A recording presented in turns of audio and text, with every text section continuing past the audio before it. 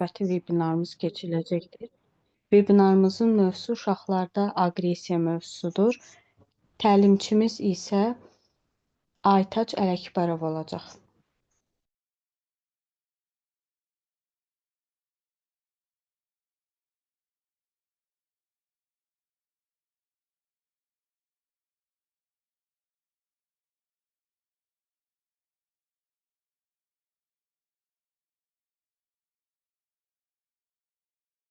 Salam, axşamınız xeyir. Mənim səsim və görüntüm var. Bəli. Hər kəsi salamlayıram, xoş gördük. Ümid edirəm ki, hər biriniz yaxşısınız. Bugün biz çox önəmli bir mövzu ətrafında danışacağıq. Hansı ki, bununla bağlı bizə çox müraciət eləyir valideynlər. Uşaqlarda aqressiya mövzusu, niyə görə aqressiya yaranır və aqressiyanın öhdəsindən necə gələ bilərik? Bununla bağlı ətraflı danışacağıq. Əvvəlcə mən özüm haqqında məlumat verim. Mən ixtisasca sosial pedaqoq, klinik psixoloqam. Hal-hazırda ergoterapevt və fərdi psixoloq kimi fəaliyyət göstərirəm. 3 ildən artıqdır ki, təlimçilik fəaliyyətim də var. Gəlin təlimimizə başlayaq. Əvvəlcə sizə sual vermək istəyirəm. Bu təlimə qoşulmaqda əsas məqsədiniz nədir? Yəni, valideyn siz övladınıza görə qoşulmusunuz, yoxsa hansısa bir mütəxəssissiniz, daha dərindən mövzunu mənimsəmək istəyirsiniz və yaxud da özünüz üçün maraqlı gəlib mövzu, ona görə qoşulmusunuz. Burada qeyd eləsəniz, çox sevinərəm.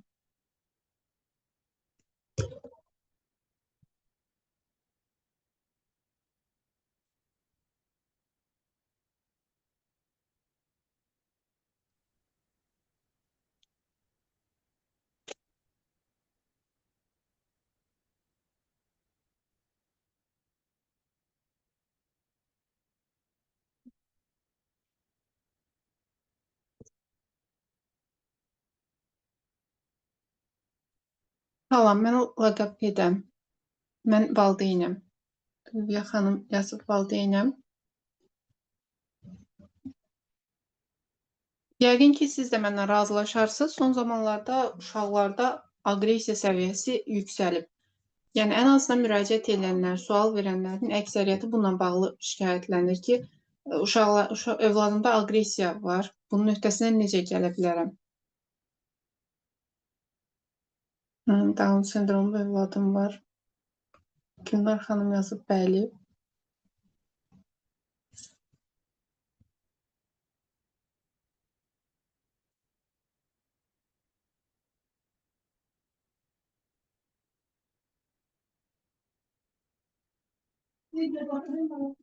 Gəlin o zaman vaxt itirmədən keçək seminarımıza.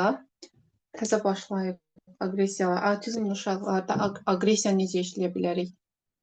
Loqopedəm.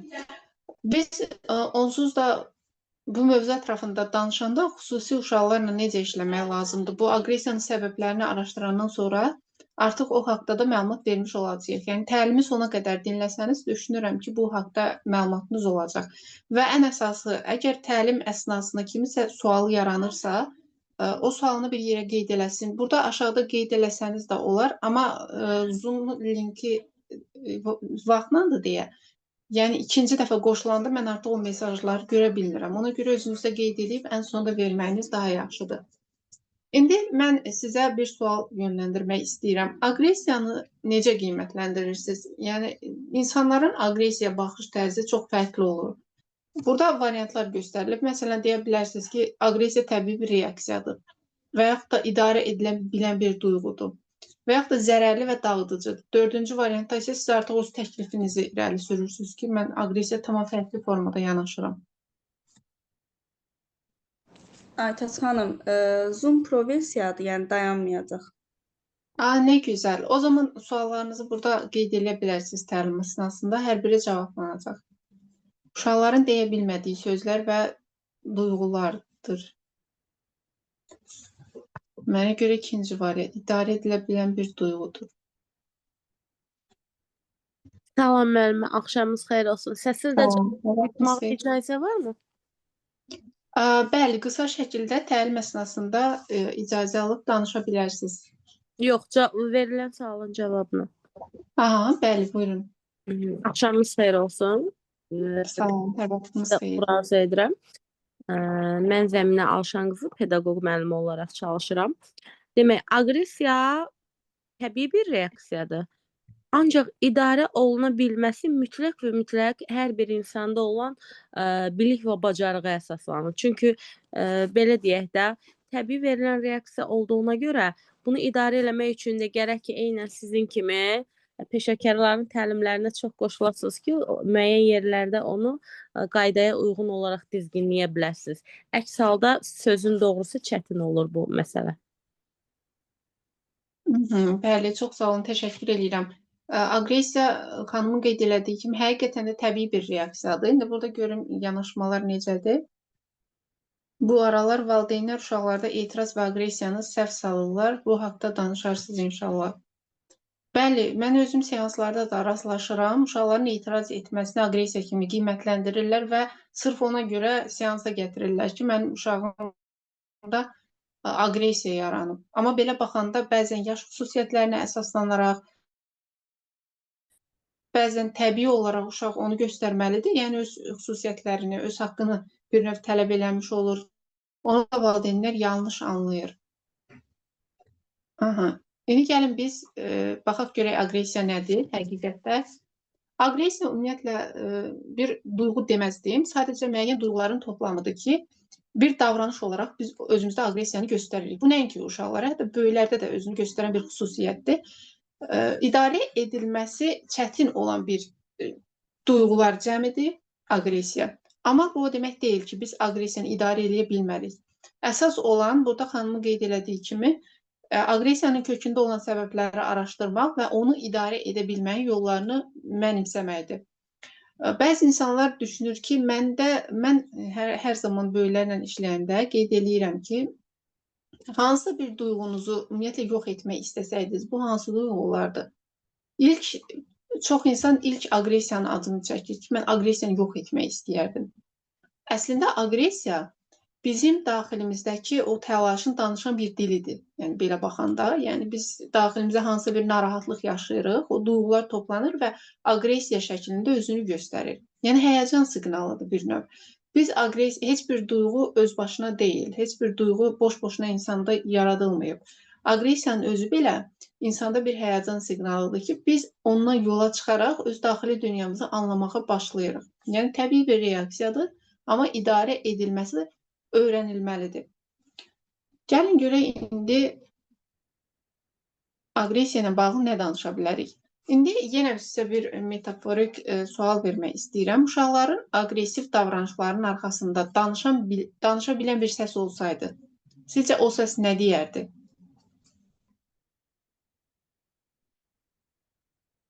Baxın, indi bu sualı düşünəndə ağlınızdan nə keçirsə onu burada qeyd edə bilərsiniz və yaxud da səsli mesaj şəklində. Səs asıb səsli şəkildə.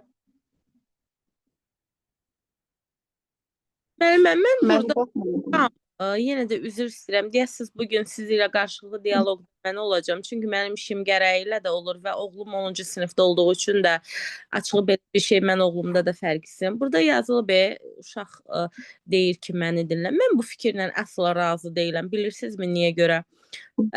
Deyərdim ki, peşəm gərəyi ilə olmasa da düşünürəm ki, mən xarakter olaraq insanları yetərincə dinləyən bir təbiətdə insanam. Hələ də söhbət oğlumdan gedirsə, mən ümumiyyətcə qarşılıqlı formada danışa bilən insanları çox sevirəm. Diskussiyanı belə qarşılıqlı formada mədəni çərçivədə apara bilən insanların azarkeşiyəm. O ki, qaldı öz oğluma. Mən hər zaman ona deyirəm ki, hər nə olursa olsun, sən danış, mən səni dinləyəcəm. Mən onu dinləyəcəm və bunu çox gözəl bildiyi halda belə bəzən onun aqressiyasının kökündə o dayanmır ki, gəl mən danışdım, ana məni dinləmədin. Ona görə də bu fikirlə əsla razı deyiləm. Amma hansı halda? Bəli, evladını dinləməyən valideynləri çıxmaq şərti ilə. Amma evladını yetərincə dinləyən mənim kimi valideynlərdə və uşaqlarda yaranan bu aqressiyaya səbəb biz onları dinləməmək deyil. Mühit, telefonlar, o telefonlarda olan oyunlar və s. və ilaxır zamanınızı almayım. Sizin cavabınız da mənim üçün maraqlıdır.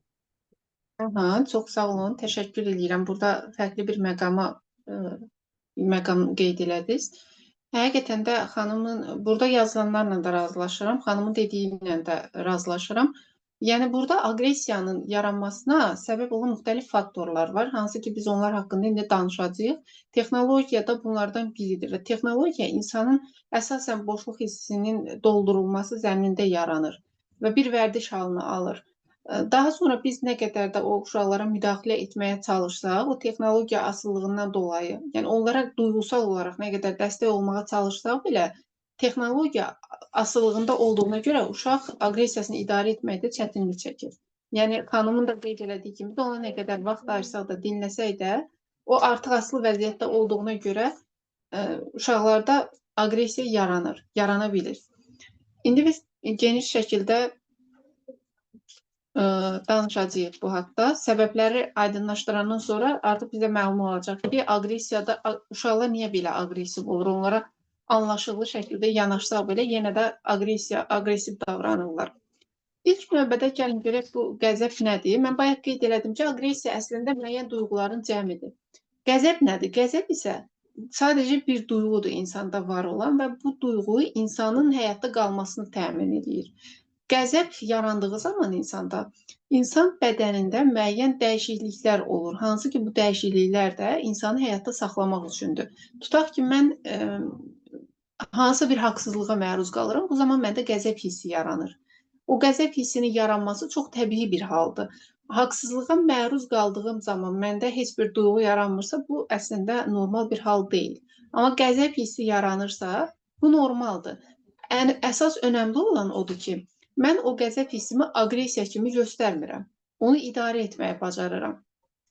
Aqressiyanın kökündə nələr dayanır? Burada simvolik olaraq, yəni bu şəkili siz sosial şəbəkələrdə görmüsünüz. Iceberg şəklidir. Icebergin yuxarı hissəsi aqressiyadır, yəni bizim davranışlarımızın cəmi, o aqressiv davranışlarımızın cəmi. Aşağı hissədə isə baxın müxtəlif duyğular var.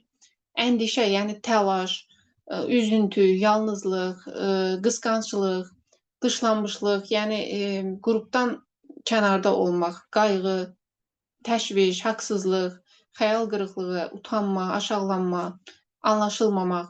Yəni bütün bunların hər biri əslində bayaq qeyd elədiyim kimi toplanır və bizdə aqressiya şəklində özünü göstərir. Burada qəzəbin növləri də qeyd olunub. Qısaca olaraq məlumat xarakterli deyim ki, ani qəzəb var. Yəni birdən-birə biz hansısa bir şeyə reaksiya veririk həddindən artıq, bu ani qəzəb gedir. Uzun müddətli qəzəb var. İnsan qəzəbi saxlayır, daim ətrafındakı insanlara aqressiv davranmağa başlayır. Yəni o qəzəb duyğusu insanda davamlı var olduqca, aqressiyasını da insan ətrafına yansıtmağa çalışır hər zaman. Kənardan baxanda deyirsiniz ki, bu insan aqressiv insandır. Gizli qəzəb var, pasiv aqressiya deyirlər buna. Bu, düşünürəm ki, insanlarda rast gəldiyim ən təhlükəli vəziyyətdir. Belə insanların simasına baxanda çox belə mülayim, cana yaxın insanlar olur, amma daxilində pasiv qəzəb olduğuna görə o yəni zaman-zaman partlayır. Bir növ volkan püskürməsi kimi olur. Və özünə yönəlmiş qəzəb var, hansı ki bu qəzəb də insanın özünə yönəlir, ətrafına yansıdılmır və belə insanlarda, məsələn, mən öz təcrübəmdən deyirəm, xəstəliyə tutulma riski çox yüksək olur. Tez-tez xəstələnirlər, özlərinə cəza verirlər. Yəni bu kimi hallara tez-tez rast gəlinir həmin insanlarda. İndi gəlin görək bunun səbəbləri nədir? Əsas səbəblərə baxandan sonra bizə bəlli olacaq ki, əslində uşaqlar niyə görə aqressiv davranırlar? Və biz bəzən xanımın da qeyd elədiyi kimi yeniyetmələri, uşaq yaşında olan, daha aşağı yaşda olan uşaqları dinləsək belə yenə də aqressiv olurlar. Burada başqa bir səbəb də dayana bilər. Birinci, bioloji və genetik səbəblər burada qeyd olunmalıdır. Əslində biz psixoloji nöqteyi nəzərdən yanaşırıq deyə bioloji və genetik nəzəriyyəni mən çox da üstündə dayanmayacağam. Yəni çox danışmağa ehtiyac duymuram. Nə qədər olmasa da insan bioloji bir varlıqdır və genetikanın burada müəyyən qədər təsiri olur. Yəni insanın qəzəbinin idarə edilməsi. Məsələn, temperament tipləri var. Sanguinik, xolerik, flegmatik. Yəni bu melanxolik. Bu temperament tiplərinin də insanın qəzəbinə, xarakter xüsusiyyətlərinə müəyyən qədər təsiri olur. Bioloji və genetik amillər deyəndə, yəni məhz bunlar nəzərdə tutulur ki, insan doğuşdan genetik olaraq bəzi xüsusiyyətləri daşıya bilir. Təcavüz və zorakılıq. Bu da ən çox rast gəldiyimiz səbəblərdən biridir. Mən öz təcrübəmdə belə bir halla qarşılaşmışdım. Deməli, məktəbli heç kimlə ünsiyyət qurmurdu. Sadəcə aqressiv davranışlar göstərirdi ətrafındakı insanlara, evdə əşyalara qarşı. Sadəcə aqressiv davranışlarına görə valideyn müraciət eləmişdi ki, bu uşaq heç kimlə danışmaq istəmir, özünə qapanıb. Ancaq kim onun yanına girirsə əsəbi davranır. Məlum oldu ki, məktəbdə o gizli şəkildə təcavüzə məruz qalır və qorxusundan bunu ətrafa yansıtmır. Bunu aqressiya şəklində, daxilində toplanıb qalmış duyğuları aqressiya şəklində ətrafına yansıtmağa başlayır. Müəyyən müddətdən sonra o artıq psixoloqla danışdığına görə yüz-yüzə danışıb bunun səbəbini müəyyənləşdirdi. Deməli, təcavüz və zorakılıq burada əsas faktordan biridir. Əgər siz övladınızda birdən-birə, məsələn, deyək ki, övladınız çox sakit, normal hər şey qaydasındadır, son 1-2 ayda özünü yaxşı aparmır. Yəni, aqressiya göstərir, ətrafındakı insanlara çox danışmaq istəmir heç kimlə. Bu zaman bundan şübhələnmək olar müəyyən qədər ki, bu məktəbdə bəlkə hansısa bir baskıya məruz qalır, bəlkə bullyingə məruz qalıb, bəlkə öz sinif yoldaşlarının içərisində kimsə buna nəsə söz deyib. Bunlar nəzərə alınmalıdır. Daha sonra aşağı özünə güvən və özünü qəbul etmə problemləri. Bu da yeniyetmələrdə daha çox rast gəlinən məqamlardan biridir. Adətən biz uşaqlarımızla davranan zaman, məsələn, övladımızın bacarıqlarını daha aşağı dəyərləndiririksə, onu kimlərləsə müqayisə ediriksə, tutaq ki, uşaq hansısa bir iş görüb evdə, məsələn deyirəm, öz otağını yığıb, təmizləyib. Anası gəlib orada natəmiz bir şey tapır və deyir ki, sən otağı yaxşı təmizləməmisən. Onun gördüyü işlərdə neqativlərə tez fokuslanırsa, bu uşaqda aşağı özgüvən yaranır. Və ya uşaqda qərar vermə bacarığını biz formalaşdırmırıqsa, o uşaqda zamanla özgüvən problemləri yaranır. Özünə yetəri qədər inanmır. Özgüvən problemi olan bir insanın da özünü təsdiq ehtiyacı qarşılanmır. Bu ehtiyacın qarşılanmaması isə aqressiyaya gətirib çıxarır. Biz onu nə qədər dinləsək belə, nə qədər o uşağın yanında olduğunu hiss elətdirsək belə, o insan özünü təsdiq eləmədiyi üçün daim belə qəmgin, üzgün, insanlara qarşı aqressiv olan, yəni belə bir xarakter xüsusiyyətinə malik olur. Və nəticədə insan özünü də qəbul etməkdə çətinlik çəkir. Yəni aşağı yaşlarda ümumiyyətlə uşaq doğulduğu andan öz valideynləri ilk növbədə ailə mühitinə düşdüyünə görə özünü onlarla təsdiq eləyir. Yəni anam mənə necə baxırsa, mən elə biriyəm. O mənə pis bir uşaq kimi baxırsa, mən pis uşağam. Mənə bacarıqsız kimi baxırsa, mən bacarıqsızam. Baxın, ana sanki, indi ananı mən misal çəkirəm, çünki 0-2 yaş aralığında əsasən ana uşağa baxım verir. Ana və digər ailə üzvləri uşağa özünü necə yansıdırsa, uşaq özünü o formada qəbul edir. Bu kimi problemlərdə təbii ki, zamanla aqressiyaya gətirib çıxarır. Yeniyetmələrdə də belə hallar olur. Onlarda daha çox yeniyetmənin özünü təsdiq etmə tələbatı var. Özünü sosial mühitdə, ailə ortamında, qoşulduğu qruplarda təsdiq etməyə ehtiyac duyur. Əgər burada hansısa bir problem yaranırsa, yeniyetmədə aqressiya yaranır. Onsuz da onun hormonal dəyişiklikləri yeniyetmədə təbii olaraq aqressiyanı yaradır. Onlar hər şeyə çox həssas olurlar.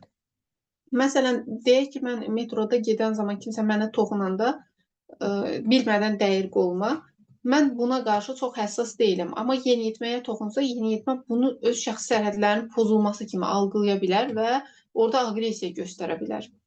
Onlar adi situasiyalara daha həssas olduqlarına görə daha tez əsəbləşə bilirlər.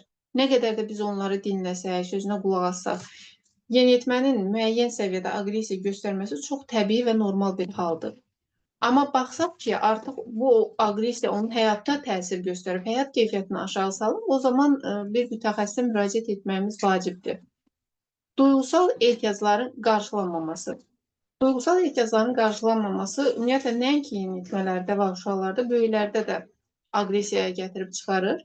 İnsan ümumiyyətlə ehtiyacları qarşılanmayanda onda ilk yaranan duyğulardan biri qəzəb duyğusudur ki, o da insanda aqressiv davranışlarla özünü göstərir. Məsələn, sadə bir misal çəkim. Bizdə ehtiyaclar piramidası var. Maslow'un ehtiyaclar piramidası. Orada ən aşağı səviyyədə insanın fiziki ehtiyacları var.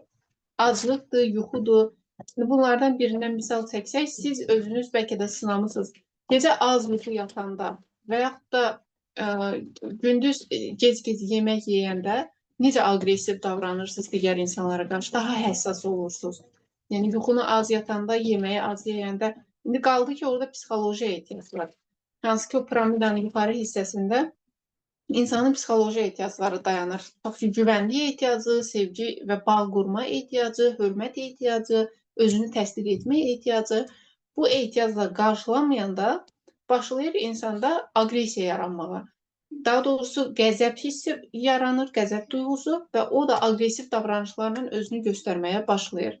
İnsan özünü mənəvi cəhətdən nə qədər formalaşdırırsa, bir o qədər o hisslərini idarə etmə bacarığı formalaşır. Yox, əgər mənəvi cəhətdən də boşluqda hiss eləyirsə, o zaman insan impulsiv olur. Yəni aqressiyasını göstərməyə meylli olur. Uşaqlarda da biz onları özünü təsdiqinə şərait yaratmırıqsa, hörmət eləmiriksə, şəxsi sərhədlərini qorumuruqsa, o uşaqların dostluq ehtiyacını təmin eləmiriksə, onlarda aqressiyanın yaranması çox təbii bir haldır. Digər bir məsələ sosial təzyiq və yaş qrupunun təsiridir. Burada xanım bayaq texnologiyanın təsirindən danışdı. Əslində bu biraz da ona bağlanır. Hansı ki, nəinki uşaq və yeniyetmələrdə, biz böyüklərdə də sosial şəbəkələrdə bu dəqiqə yəni gənclərin müraciət edən gənclər də olur. Mən özüm gənclərlə də işlədiyimə görə müqayisə halları. Filan kəsin uşağı getdi hansısa peşəyə yiyələndi, filan işdə çalışır, filan qədər maaş alır. Amma mən hələ həyatımda heç nə eləməmişəm. Yəni bu kimi özünü müqayisə fikirləri insanda qəzəb, aqressiya yarada bilir. İnsan əvvəlcə depressiya durumuna düşür. Yəni belə halsız olur, bikef olur, özünü daim müqayisə eləyir, özünü günahlandırır. Müəyyən müddətdən sonra onda aqressiya yaranır. Niyə görə bu belədir? Hər şeydən şikayətlənir. Bu dövlət niyə belədir? Bu iş sistemi niyə belədir? Niyə görə mən bu qədər diplom alala evdə otururam? Məsələn, indi adi işsizlikdən misal çəkdim. Sosial təzyiq, məsələn, yeniyetmələrə sosial təzyiq necə olur? Gedir, onun yanındakı uşaqlar yüksək bal toplayır sınaq imtahanında, avtomatik onun müəllimləri və evdəki valideynlər o uşağın üzərinə düşür ki, bəs sən niyə toplamadın? Biz müəllimə bu qədər pul vermişik. Sənin qrup yoldaşların da səndən eyni qrupda oxuyur, eyni müəllim dərs deyir. O da başlayır özünü müqayisə eləməyə ki, mən həqiqətən də beləyəm, məndə nəsə çatışmazlıq var və yaxud mən öyrənə bilmirəm. Yaş qrupunun təsiri daha yuxarı yaşlı, yəni yeniyetmə qrupunu nəzərə alsaq, yeniyetmələr özlərini təsdiq eləmək üçün müəyyən bir qrupun daxilində olmağa meylli olurlar. Öz həmyaşlılarla dostluq eləyirlər, belə maraqlı zaman keçirməyə başlayırlar. Həmin o qrupda da onların bir-birinə qarşı təsiri ola bilər. Elə olur ki, məsələn, bir qrup daxilində qruplaşma olur. İki yeniyetmə bir qruplaşır, ikisi bir qruplaşır, biri ortada tək qalır. Və ya da üçü bir qruplaşır, ikisi bir qruplaşır, bir-birinə qarşı olurlar eyni qrup daxilində. Bunların hər biri yeniyetmə psixologiyasına təsir göstərən əsas faktorlardan biridir. Daha sonra burada var kibercinayət və medianın təsiri. Sosial medianın təsirini qeyd elədim. Yeniyetmələrin özünü təsdiq eləmək ehtiyacı, orada gördüklərindən özlərini müqayisə eləmək hissi. Bütün bunlar hər biri onlarda aqressiya yaradır. Həmçinin sosial mediadan daha çox istifadədə insan psixologiyasına negativ təsir göstərir. Biz, məsələn, mediadan istifadə elədikcə adi reels videolar olur, tez-tez baxırıq belə. O zaman beyin hədsiz dərəcədə yüklənir. Bədənimiz pasiv, beynimiz yüklənmiş vəziyyətdə və nəticədə beyinlə bədən arasında balans pozulduğuna görə insanda aqressiya yaranır. Və biz daim sanki heç nə eləməmişik, amma enerjimiz yoxdur. Sonra da özümüzü qınamağa başlayırıq. Mən axı heç nə eləməmişəm, niyə mənim heç nəyə qarşı enerjim qalmayıb? Uşaqlarda da bu belədir. Kibercinayət nə demək? Kibercinayət, məsələn, sosial mediada yeniyetmələr arasında yayılmış bir məsələ. Bir-birini şantaj eləmək. Tutaq ki, indi aşağı yaşlı yeniyetmələrdə var. Oğlanla qız danışır sosial mediada. Bir müddət sonra tutaq ki, oğlan qızı şantaj eləməyə başlayır ki, mən sənin şəkillərini göstərəcəm anana, atana ya da mesajlarımızı göstərəcəm başqasına. Onlar da belə bir şeyə həssas olduqları üçün, qınanılma qorxusu olduğuna görə uşaqlarda aqressiya yaranır. Heç kimlə fikirlərini bölüşə bilmirlər. Daha sonra dəstək azlığı və sevgi azlığı. Bayaq ehtiyaclardan danışanda qeyd elədim ki, insan əslində təməl ehtiyaclar üzərində qurulub həyatı və bu ehtiyacları qarşılamağa çalışır yaşam prosesində. Dəstək və sevgi ehtiyacı da psixoloji ehtiyaclardan biridir. Uşaqların da bu sevgiyə, dəstəyə, yəni bizdən daha çox ehtiyacı var deyərdim. Çünki təməl uşaqlıq dönəmindən qurulur deyə, orada bir sevgi, dəstəyi yetərincə almasaq, böyüyəndə də davamlı formada sanki o sevgi, dəstəyi axtarmağa meyilli oluruq. Heç zamanda insan o sevgini, dəstəyi hiss eləyə bilmir. Elə bil ki, sanki həyatında nəsə çatışmır. Uşaqlarda da aşağı yaşdan o sevgi, qayğı, diqqət bunları verməsək, təbii olaraq onlarda aqressiya yaranacaq hər bir şeyə qarşı. Sanki nəsə onların həyatında çatışmırmış kimi hiss eləyəcəklər. Bu bütün uşaqlara aiddir. Yəni nəinki normal uşaqlara, hətta tipik və atipik uşaqlar bura daxildir. Yəni autizm sindromundan əziyyət çəkən, Down sindromundan əziyyət çəkən uşaqlar, yəni bütün uşaqların diqqət, qayğı, sevgiyə ehtiyacı var. Biz bunu onlara göstərməsək, təbii ki, onlarda aqressiya yaranacaq. Məsələn, mən özüm atipik uşaqlarla işləyirəm. Autizmli var, hiperaktiv uşaq var, Down sindromlu uşaq var. Mən baxıram ki, hansının anasının əlaqəsi yaxşıdırsa, anasından davamlı sevgi, dəstək görürsə, anası ona diqqət yetirib onunla oyun oynayırsa, o uşaqlarda irəliləyiş daha yaxşı olur. Eləsi də olur ki, heç yəni gətirib mütəxəssisə verir ki, sən nə məşğul olsan odur. Mən artıq yorulmuşam və yaxud da mən özüm işləyirəm, vaxtım çatmır. O uşaqlarda o qədər də, yəni biz əlimizdən gələni eləsək də irəliləyiş o qədər olmur. Yəni sevgi və dəstək burada çox önəmlidir. Yanlış rol model. Burada da uşağın öz valideynlərinin rol model alması önəmli məsələlərdən biridir. Uşaq beyni aşağı yaşlarda təqlid çox güclü olur uşaqlarda. Yuxarı yaşlarda da olur, amma aşağı yaşlarda hər şeyi kopyalayırlar. Qarşısında hansısa bir hərəkət oldu, uşaq onu tez bir zamanda mənimsəyir. Uşaq görsə ki, məsələn, atası anasına qarşı aqressiv davranır və yaxud ümumiyyətlə anası uşağa qarşı aqressiv davranır, uşaq həmin o qarşısındakı şəxsi rol model alır və onun davranışlarını həyata keçirməyə başlayır. Təhsil və məktəb mühiti, bu çox şaxəlidir. Məktəblilərdə xüsusilə aqressiyanın səbəbini araşdıranda bu məsələyə diqqət yetirmək lazımdır. Uşaqlarla məktəbdə necə davranırlar? Öz sinif rəhbəri uşaqla necə davranır? Sinif yoldaşları arasında onun münasibəti necədir? Davamlı formada bizim uşağımız məktəbə gedirsə, bu izlənməlidir. Uşaqla tez-tez söhbət aparılmalıdır evdəki. Sən məktəb yoldaşlarınla münasibətin necədir? Sinifdə özünü kimə daha yaxın hiss eləyirsən? Onun hansı xüsusiyyətləri sənin daha çox xoşuna gəlir? Hansı müəlliminlə münasibətin yaxşıdır? Hansını sevmirsən? Hansı fənni sevirsən? Hansını sevmirsən? Məcbur oxuyursan? Bu kimi söhbətlər aparılmalıdır ki, uşağı sıxan hansısa məqam varsa, o uşaq onu sizə rahatlıqla deyə bilsin. Bir də burada qeyd eləməmişəm. Mən özüm ergoterapiya ilə də məşğulam. Orada başqa səbəblər də olur. Duyusal səbəblər gedir. Uşaqlarda duyu sistemləri var. Hansı ki, bütün insanlarda duyu sistemləri var.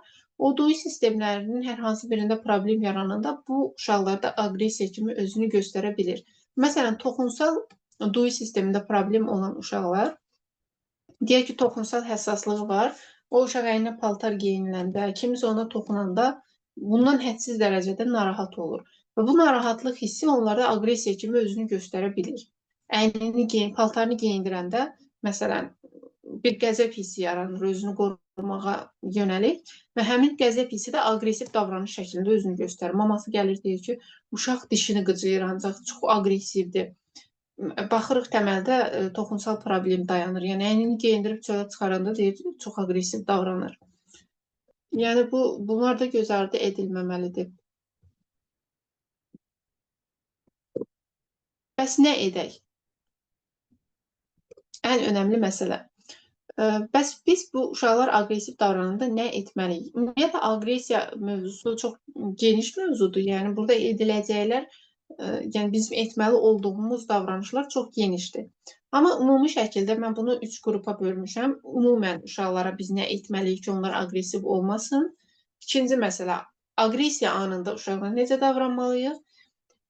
Və burada bir də var aqressiyadan əvvəl necə davranmalıyıq? Yəni uşaq aqressiv olacağını gördüyümüz halda əvvəl ona necə yanaşmalıyıq? Aqressiya anında necə yanaşmalıyıq və ümumən uşaqlarla necə rəftar eləyək ki, onlarda aqressiya yaranmasın? Gəlin baxaq ümumən biz nə etməliyik uşaqlara? Əvvəldə qeyd elədiyim kimi insan ehtiyaclar üzərində qurulub, yəni insan həyatı ehtiyaclar üzərində qurulub və biz həyatımız boyu bu ehtiyaclarımızı qarşılamağa çalışırıq. Və bacardığımız qədər uşaqların həyatında o ehtiyaclarını təmin etməliyik. Bunlardan biri dinləməkdir. Uşaqları istəyirsiniz 2 yaşında olsun, istəyirsiniz 15 yaşında olsun, dinləməyi bacarmalıyıq ilk növbədə. Əgər bizim yeniyetmə bir övladımız varsa və görürüksə ki, o bizlə heç danışmaq istəmir, ümumiyyətlə bizə söz demək istəmir. Birinci məsələ yeniyetmənin əslində ünsiyyət qurmaq istəməməsi kimlənsə, o yeniyetməlik xüsusiyyətinin bir göstəricisi ola bilir. Bəzən də yeniyetmə ilə ailə arasında bağ tam olmadığına görə, yəni uşaq vaxtdan o bağ qurulmadığına görə, o öz ailəsinə o qədər də güvənmir, nəyisə deyə biləcək səviyyədə. Buna görə hər zaman öz fikirlərini gedir ya dostları ilə bölüşür, ya öz daxilində saxlayır, heç kimlə bölüşmək istəmir. Ya da ümumiyyətlə, yəni belə deyim, dostları ilə bölüşür, ya özünlə danışır, özünlə bölüşür, ya da gedib sosial mediada onun cavablarını axtarmağa başlayır. Amma biz övladımızla uşaq yaşdan bağ qursaq, 2 yaşından başlayar, o danışmağa başlayandan, ümumiyyətlə danışmağa başlamazdan əvvəl belə onunla ünsiyyət qurmağa çalışsaq, övladımızla bizim aramıza bağ yaranmağa başlayır. Və o, gələcəkdə də ən onun üçün ağır olan, utandırıcı olan bir şey belə bizlə bölüşməyə razı olur. Çünki biz ona güvən vermişik, biz onu tənqidçi şəkildə dinləyirik. Əgər hal-hazırda övladımız bizə nəyisə danışmaqdan çəkinirsə, o zaman özümüzün nitqimizə baxmalıyıq ki, o bizə nəsə deyəndə biz onu tənqid edirik, onun üstünə çox gedirik və yaxud da onun o danışdığı zaman belə deyim, yanlışlarını mı tapıb onun üzünə deyirik. Yəni bu məsələlərə diqqət yetirməliyik ki, uşaq niyə bizlə nəyisə bölüşməkdə çəkinir? Dinləmək birinci məsələdir, dediyim kimi. Əgər uşağımız bizdən hər şeyi danışa bilirsə, biz onun əksər ehtiyaclarını orada qarşılaya bilərik. Sevgi ehtiyacı, dinlənilmək, anlaşılmaq ehtiyacı və s. bunun içərisində gedir. İkinci bir məsələ oyun oynamaqdır.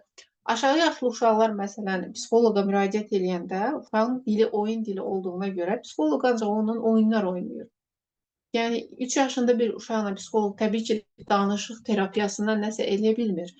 Ondan oyunlar qurur və uşaq o oyun vasitəsilə aqressiyasını bir növ sublimasiya eləyir. Yəni aqressiyanı başqa bir şeyə yönləndirir. Oyun vasitəsilə çıxarır. Siz də əgər övladınızla onun aqressiv olduğunu düşünürsünüzsə, 2-3 yaşındadır, çox aqressivdir və bu onun həyatına təsir göstərir deyirsinizsə, onunla evdə qarşılıqlı oyunlar oynayın. Qum üzərində oyun ola bilər, köpük oyunu ola bilər, həmçinin toxunsal sensor sistemini inkişaf elətdirir bunlar. Və yaxud da oyuncaqları belə ortaya sərib, özünüz bir tərəfdə, o bir tərəfdə ona sərbəstlik verərək, yəni özü necə istəyirsə o formada oynasın. O azadlığını həmin oyun içərisində hiss eləyəcək, o anlaşıldığını hiss eləyəcək. Yəni bütün bu ehtiyaclar oyunun daxilində tamamlana bilər. Daha sonra ağlamağına icazə vermək lazımdır. Ağlamaq əslində müəyyən duyğuların boşalmasıdır. Bəzən valideyn ağlamağı çox böyük bir təhlükə kimi görür. Yəni bizdə olub seansa gəlib uşaq, təbii ki, birinci seansda uşaqların əksəriyyəti ağlayır. Valideyn ona dözə bilməyib uşağını çıxarıb. Amma halbuki biz uşaqların ağlamağına icazə verməliyik. Uşaq yıxıldı, ayağa qalxanda heç nə olmamış kimi valideyn onu susturmağa çalışır. Yəni bu düzgün bir məsələ deyil. Uşaq ağlamağı da öyrənməlidir. Yıxılandan sonra ağlamaq təbii bir haldır. O, ağrının acısını hiss eləməlidir. Yox, biz onu durandan sonra susturmağa çalışaq, belə bir şey yoxdur. Əgər biz uşağı ağladığı an susturmağa çalışsaq, həmin duyğular yığılır və müəyyən müddətdən sonra aqressiya şəklində özünü göstərə bilir. Daha sonra uşaqlara toxunmaq, təmas eləmək. Baxın, aqressiv uşaq əgər ergoterapiya seansına gəlirsə, indi psixoloqun da yanaşması var buna toxunmağa qarşı, ergoterapevtin də yanaşması var. İlk növbədə mən baxıram ki, uşağın toxunsal həssaslığı varmı? Toxunsal həssaslıq yoxdursa, valideynə tövsiyə edirəm ki, uşağı masaj eləsin. Yəni evdə axşamlar yatanda, nə bilim, gün ərzində onu çox qucaqlasın. Kürək hissəsinə çox toxunsun, ayaqaltı hissəsinə çox toxunsun. Çünki bunlar uşaqda sakitlik yaradır və aqressiyanı azaldır. Biz uşaqla nə qədər çox təmas eləsək, təbii ki, bu bütün yaşlara aid edilir. Bir o qədər o uşaqla bağlılığımız da artar psixoloji olaraq. Toxunsal sensor sistemi də inkişaf elətdirmiş olaraq. O uşağın duyğuları da tənzimlənər. Aqressiyasının duyğuların tənzimləmə bacarığının zəif olmasıdır. Biz uşaqda toxunsal olaraq təmas etsək, hər zaman ona bağlılığımızı hiss elətdirsək, uşaqlarda aqressiv olma riski az olur. Qəbul etdiyini nümayiş elətdirmək. Uşaqlar hansısa fikir bildirəndə, deyək ki, 6 yaşındadır, gəlib sizə hansısa bir fikrini bildirir ki, mən istəyirəm ki, məsələn, otağım qırmızı rəngdə olsun. Valideyn də deyir ki, bu nə xəyaldır, sən hardan görübsən, yəni qırmızı rəngdə ev mi olar, otaq mı olar? Bu yanaşma düzgün yanaşma deyil. Siz onların fikirləri məntiqdən kənar belə olsa, onların fikirlərini qəbul etməlisiniz. Sən niyə görə belə bir qərara gəldin? Niyə görə düşünürsən ki, qırmızı rəng sənin otağın üçün daha yaxşı ola bilər? Mən heç bu haqda düşünməmişdim, bəlkə də düz deyirsən.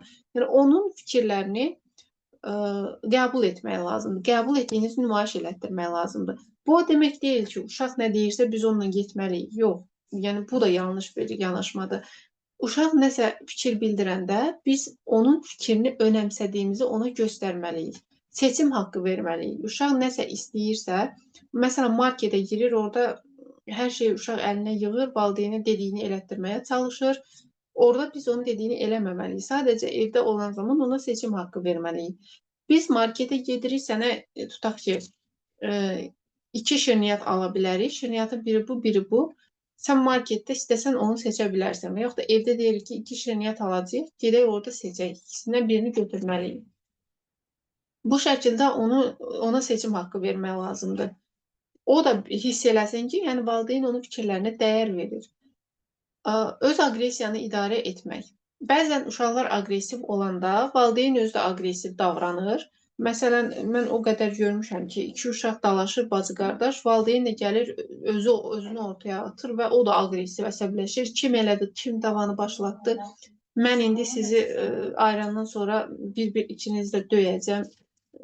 Belə fikirlər səsləndirirlər və nəticədə uşaq əslində bir tərəfdən özü aqressivdir, digər tərəfdən valideynin aqressiyasını görür və daha da əsəbləşir, öz hisslərini idarə etməkdə çətinlik çəkir. Ona görə də özümüz bacardığımız qədər uşağın yanında aqressiya göstərməməliyik. Bu, ümumi olaraq bizim edəcəklərimizdir.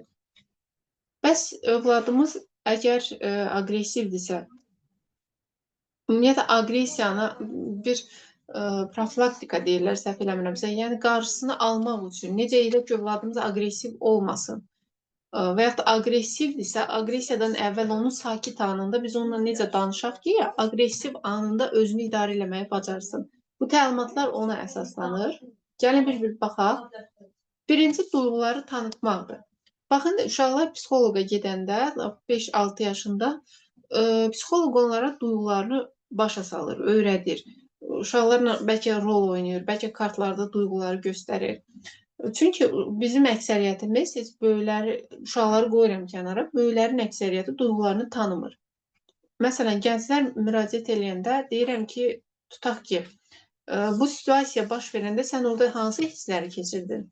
Deyir, heç nə, mənim ağlımdan keçdi ki, mən orada niyə varam və yaxud da mənim ağlımdan keçdi ki, bu niyə belə baş verdi? Duyğularını ifadə eləyə bilmir. Duyğu soruşanda düşüncələrinlə bunu bildirməyə çalışır. Ona görə biz ilk növbədə uşaqlara duyğularını başa salmalıyıq.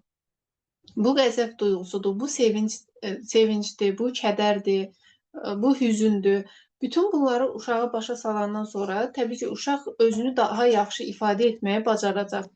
Bunu müxtəlif şəkildə etmək olar. Siz kartlardan istifadə edə bilərsiniz, duyğu kartlarından. Sonra rollu oyunlar oynaya bilərsiniz. Və yaxud da YouTube-da yazırsınız ki, məsələn, qəmgin uşaq və yaxud da aqressiv canavar, yəni heyvan adlarını da yazsanız düşünürəm ki, çıxa bilər orada. Onu uşağa göstərirsiniz görsel olaraq. Uşaq onu görür və o duyğuları mənimsəyir. Aqressiv olanda insan necə olur? Hüzünlü olanda insan necə olur? Sevincli olanda necə olur? Bütün bu duyğuları mənimsəmək uşaq həm böyüyəndə onun üçün lazım olur. Yəni öz həyatının fərqində olaraq yaşayır. Həm də aqressiyanı tam şəkildə anlayır ki, bu nə deməkdir? Onu harda hiss etdiyini müəyyən etməsini. Uşağınız çox aqressivdirsə, onunla sakit anında oturub danışırsınız. Sən özünü ən çox harda aqressiv hiss edirsən? Nə səni əsəbləşdirir? Baxın, belə təlimat verin ona. Nə səni əsəbləşdirir? Deyə bilər ki, məktəbdə dostumun icazəsiz mənim qələmimi götürməsi və yaxud da evdə icazəsiz mənim əşyamı bacımın götürməsi, kiminsə icazəsiz otağıma daxil olması. Bütün bunları uşağın qeyd eləməsi böyük bir fərqindəlikdir onun üçün. Yəni, o artıq başa düşür ki, onu nə qıcıqlandırır, nə əsəbləşdirir. Bunların hər birini uşaqla bir yerdə qeyd edirsiniz. Rollu oyunlar və rəsmlərin çəkilməsi. Deməli, aqressiyanın idarə edilməsində rollu oyunlar çox önəmlidir. Tutaq ki, övladınız çox əsəbidir və əsəbini idarə etməkdə çətinlik çəkir. Siz özünüz, əgər psixoloqsuzsa və yaxud psixoloq kimi işləyirsinizsə və yaxud da valideynsizsə, sakit anda o rollu oyundan istifadə edə bilərsiniz. Tutaq ki, bir situasiya düşünək. Bir oğlandı, bir qız, eyni otaqda qalırlar, bacı qardaşdır. Biri digərinin əşyasını icazə almadan götürür. Oğlan qızın əşyasını icazə almadan götürür və qız buna çox əsəbi olur. Siz rol oynayan zaman biriniz oğlan rolunda olacaqsınız, biriniz qız rolunda. Yaxşı olar ki, o aqressiv uşağın özünü də bir rolda qoyasınız və orada davranış şəklini dəyişirsiniz. Məsələn, necə etsək, sən orada əsəbləşməzsən. Tutaq ki, bəlkə bacısına deyək ki, qardaşına deyək ki, o sənin oyuncağını götürəndə səndən icazə alsın. Belə olsa səncə daha yaxşı olar. Beləliklə, oyun əsnasında bir razılaşma əldə olunur əslində. Rəsmlər də aqressiyanı ifadə etməyin bir yoludur. Əgər uşaqlar, məsələn, danışmağa meyilli deyilsə, biz psixoloji seanslarda onlarla rəsmlər çəkirik. O rəsmlər vasitəsilə uşaqlar öz aqressiv tərəflərini göstərməyə başlayırlar. Tutaq ki, ailə rəsmini çəkir, o ailədə uşağın kimə qarşı aqressiyaların daha çox olduğunu müəyyən edə bilirik. Və yaxud da mandalalar olur, xüsusi rəngləmə çevrələri. Onu rəngləmək, düzdür, səbəbi aradan qaldırmır, amma müəyyən qədər uşağı duyğusal tənzimləməsində faydalı olur. Sonra nə var burada? Harda, niyə, nə zaman yaşadığını müəyyən etmək.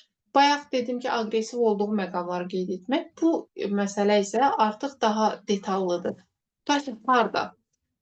Məsələn, məktəbdə necə yaşandı? Uşaq gəldi, mənim qələmimi götürdü. Mən bədənimdə, məsələn, əsmə yarandı, əllərim tərlədi, özümü çox əsəbi hiss edirdim, istədim gedim onu vurum. Baxın, uşaq belə ifadə eləməyə başlayacaq. Niyə, nə zaman yaşadığını müəyyən etmək, səbəbi müəyyənləşdirir. Niyə görə onun qələmi götürməsi məndə qıcıq yaratdı. Bunu uşaq başa düşdüyü an artıq onda böyük bir fərqindəlik başlayır. O başa düşür ki, kiminsə bu şəkildə mənə davranması məndə bu hissləri yaradır. Bunu başa düşəndən sonra biz ona müəyyən təlimatlar veririk. Davranış şəklini dəyişdirməyi tövsiyə edirik. Tutaq ki, sən orada gedib ona deyə bilərsən ki, sən qələmini götürməyin səndə əsəb yaradır, səndə aqressiya yaradır. Bunu ona bu şəkildə ifadə eləsən nə baş verə bilər səncə? Əgər uşaq bunu eləyə bilmirsə, yenə rollu oyundan istifadə edərək uşağı sanki hazırlamış olursunuz həmin məqama. Enerjini nəyəsə yönəldə bilərik. Uşaq aqressiv olduğu zaman bəzən enerjisini heç nəyə yönəldə bilmir. Ya əşyaları sındırır, yəni sağlam bir şeyə yönəldə bilmir. Ya qarşısındakı insanı vurmağa cəhd edir, ya öz sağlam əşyalarını, məsələn, dəftəri, kitabı olursa onları yerə atır, cırır, ya özünə zərər verməyə başlayır. Biz əvvəldən uşaqla bunu danışa bilərik ki, sən özünü o zaman çox aqressiv hiss edirsən, enerjin yüksəlir. Bu səbəblərdən dolayı olur. Bəlkə o zaman alternativ kimi, məsələn, bir yumşaq döşək verə bilərsiniz. O aqressiv olduğu zaman ona vursun.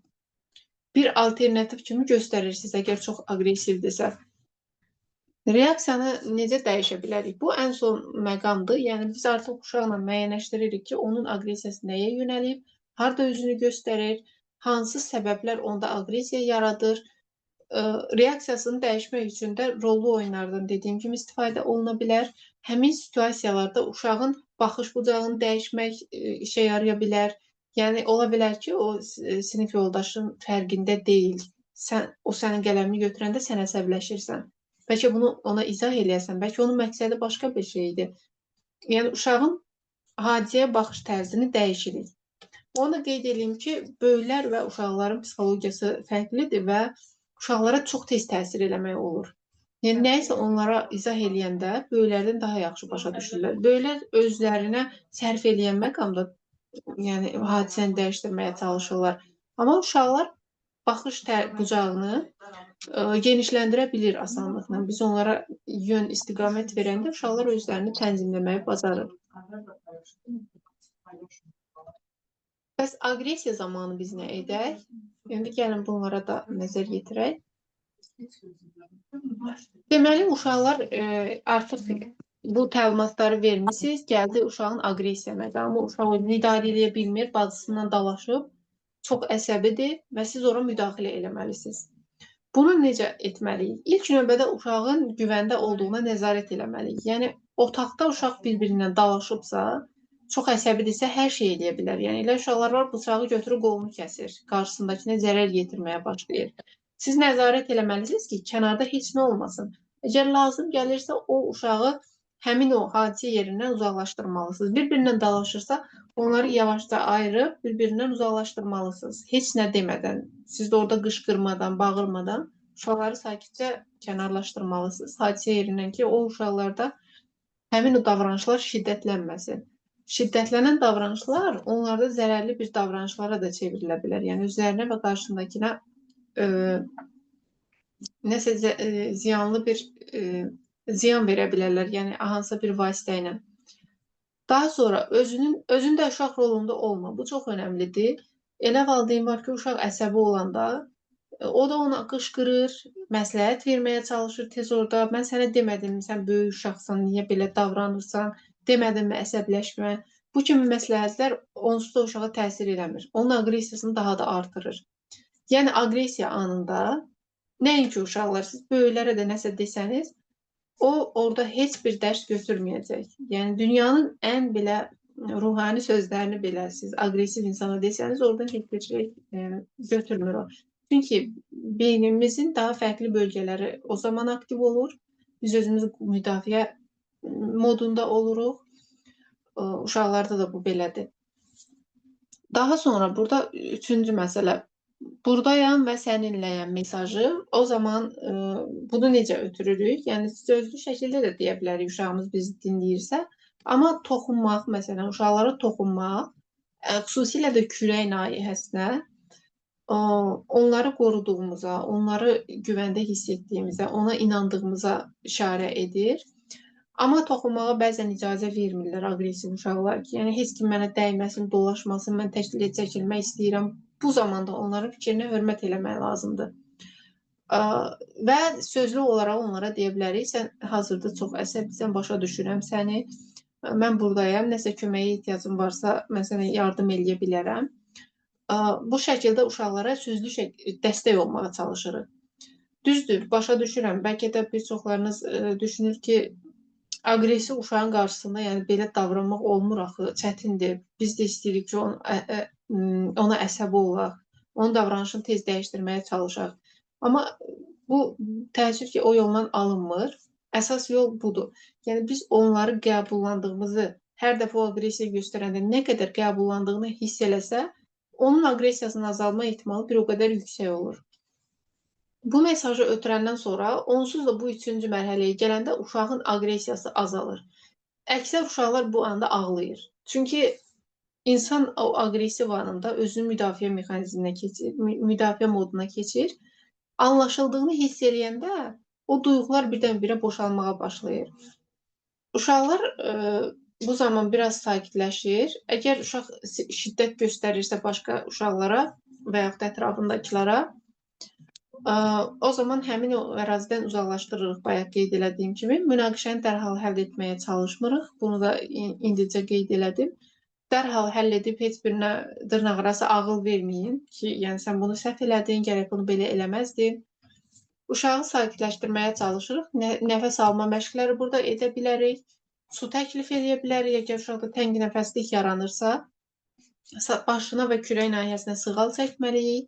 Sakit bir güşəyə çəkilməliyik. Uşaq nisbətən sakitləşəndən sonra onu güldürmək, əhval-ruhiyyəsini daha yaxşı vəziyyətə gətirmək.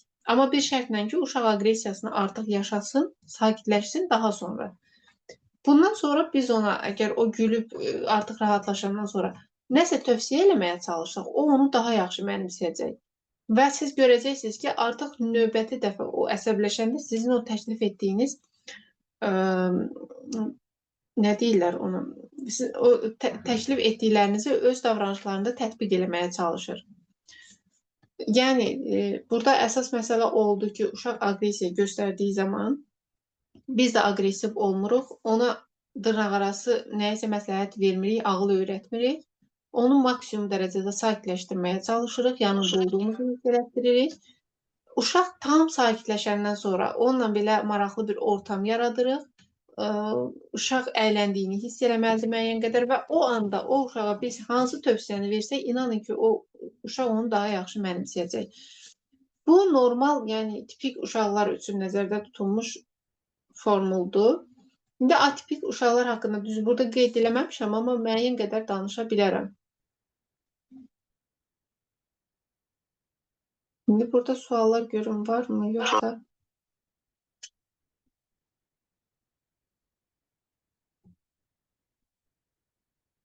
Salam, 6 yaşlı oğlum 3 yaşlı qardaşı ilə qəti yola gedə bilmir. Bilmirəm necə edim, çox çarəsiz kimi oluram. Uşaqlar arasında yaş fərqi o qədər də çox deyil, yəni 3 yaş fərqi var. Adətən 2-3 yaş fərqi olan uşaqlarda qısqanclıq olur, yəni bir-birinə qarşı. Təəssüflər olsun ki, bu qısqanclıq da bu şəkildə özünü göstərir. Mən təcrübəmdə hətta öz qardaşını yəni çox ağır şəkildə yaralanmağa meyilli olan uşaqlar olur. Biz onu mən rəsm analizi ilə də məşğulam, rəsmlərində görmüşdük uşağın. İndi siz o uşaqlar arasında əlaqəni gücləndirməlisiniz. Yəni bir-birindən əməkdaşlıq, dostluq münasibətləri yaratmalısınız ki, o uşaqlar bir-birini qəbullansın. Daha sonra sevgini paylamaqda, məsələn, siz 6 yaşlı oğlunuza 3 yaşlı, adətən balaca olanda uşaqlar, biz balaca uşağa daha çox diqqət yetirməyə başlayırıq. Və o zaman böyük uşaq özünün kənarda qaldığını düşünür. Yəni ona daha çox sevgi göstərirlər deyə düşünür. Yəni sadə bir şeydə, məsələn, biri balacadır, biri böyük. Siz yan-yana gedirsiniz, balaca uşağı qucağınıza götürürsünüz ki, o balacadır da, normal haldır. Avtomatik böyük uşağın alına gəlir ki, o məndən daha çox istənir. O görürsə, mən aşağıda yeriyəm, o yuxarı qalxıb. Və bu onda qısqanclıq yaradır və o sevgini məhrum eləyən bir vasitə olduğu üçün balaca qardaşı onu yox etmək üçün yollar axtarır ki, mən onu necə eləyə bilərəm ki, valideynin gözündən düşsün. Ona görə də ilk növbədə sevgini ikisinə də bərabər paylamaq, 6 yaşlı övladınızla daha çox zaman keçirmək, yəni onunla da daha çox zaman keçirmək, onlar arasındakı əməkdaşlığı təmin eləmək, birlikdə bəlkə üçünüz vaxt keçirib oyunlar oynaya bilərsiniz. Bunları təmin etmək, yəni onlar arasındakı münasibətləri müəyyən qədər tənzimləyə bilir. Azərbaycanda çox ailələrdə olan problem. Yəqin müqayisəni deyirdiniz.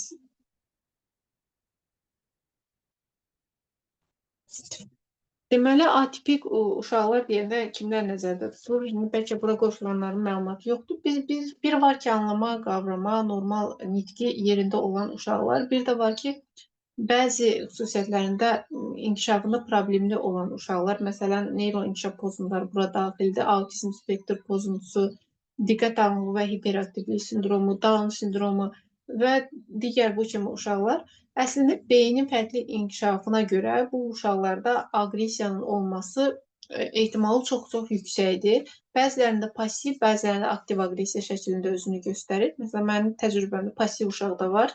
Davamlı dişini qıcıyır, özünü belə vurmağa çalışır, daim belə sərt olur, əşyaları belə sərt tutur. Bir də var aktiv aqressiya, yıxır, vurur, dağıdır. Bu uşaqlarda ən çox istifadə elədiyimiz metod duyu bütünləmə terapiyasıdır. Mən dediyim kimi o sahədə də çalışıram. Duyu bütünləmə terapiyası nəyə görə vacibdir?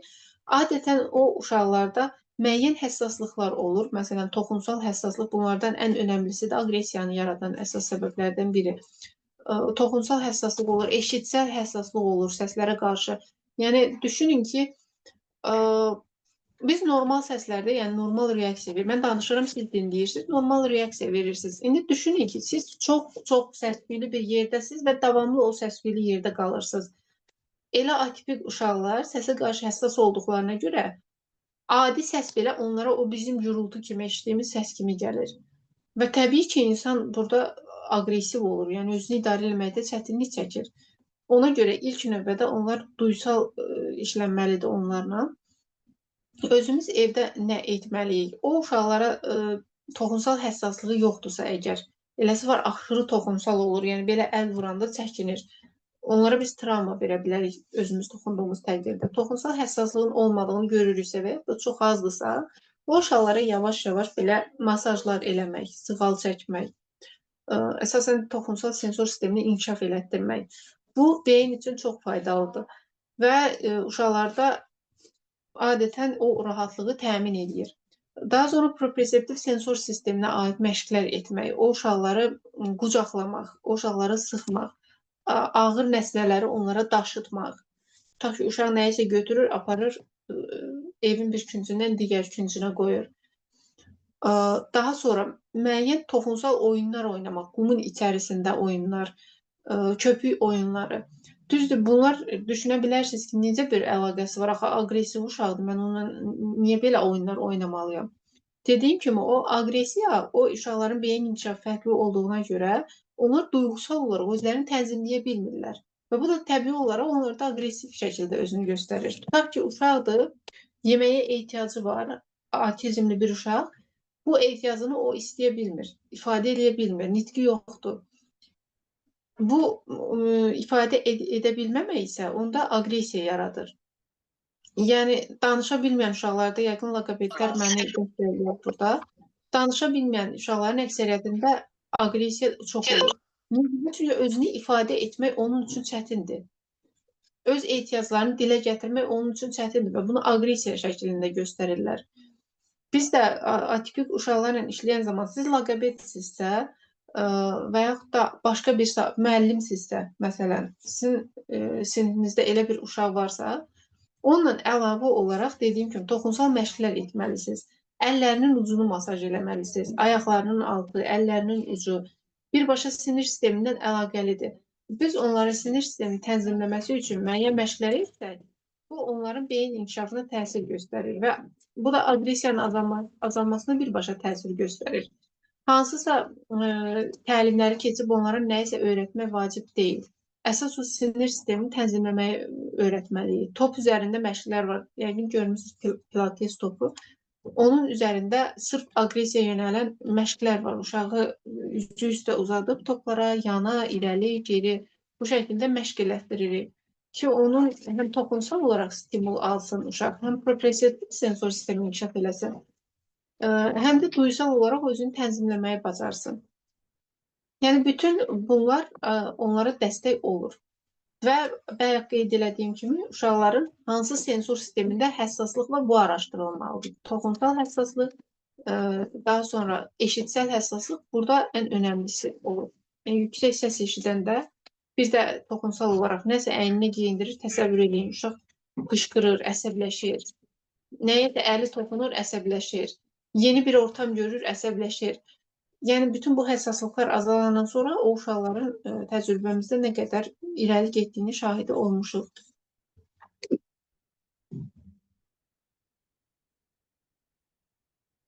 Burada Lalə xanım yazıb. Elə buradan deyim. Bəli, bölüşə bilərsiniz. Mənim iş nömrəmdə burada da qeyd eləmişəm, səhv eləmirəmsə.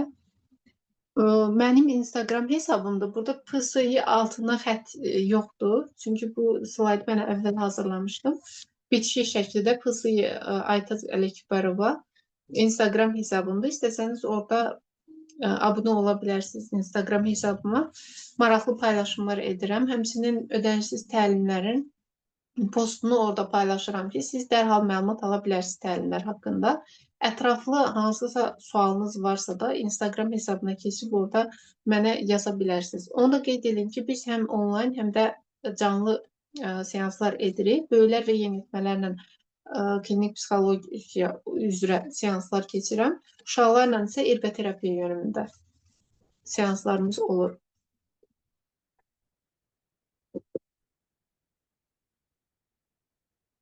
Çox sağ olun, siz də təşəkkür edirəm hər birinizə.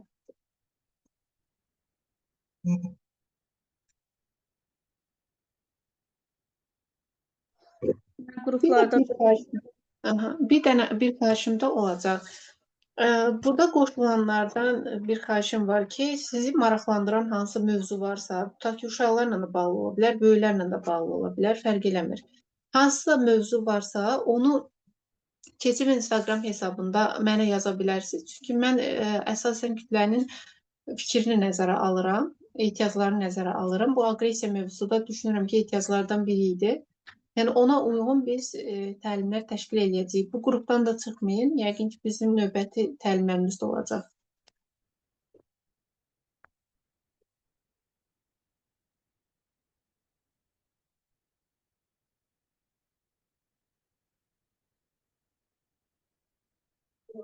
Buyurun, kimsə danışırdı bayaq, səhv eləmirəmsə.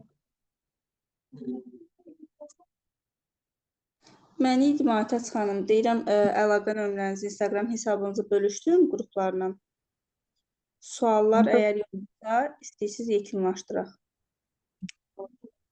Düşünürəm ki, yekunlaşdıra bilərik artıq.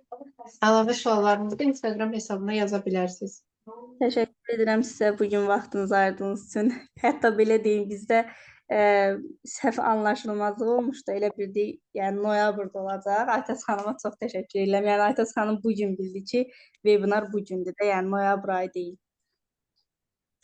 Bəli, çox təşəkkür edirəm sizə də belə təlimlər təşkil etdiyiniz üçün, belə vasitəçi olduğunuz üçün, yəni insanları maarifləndirməkdə biz də bir vasitəçiyik. Çox sağ olun, təşəkkür edirəm. Ümid edirəm sizin platformada təlimlərimiz davamlı olacaq. İnşallah. O zaman iştirakçılarımıza da sağ ol deyək. Növbət təlimlərdə görüşərik. Görüşənədək. Sağ olun, gecəniz xeyrə.